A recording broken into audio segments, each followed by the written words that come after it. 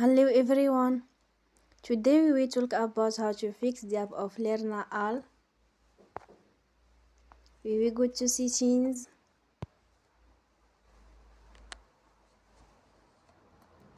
Then we click on apps.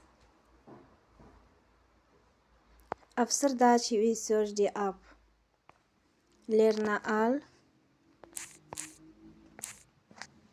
and we click. They will on for stop. After that we go to storage. Then we click on clear cache. In the end, turn off your phone and you will recharge your phone again. Don't forget to support us by like and subscribe. See you next time and thank you for watching.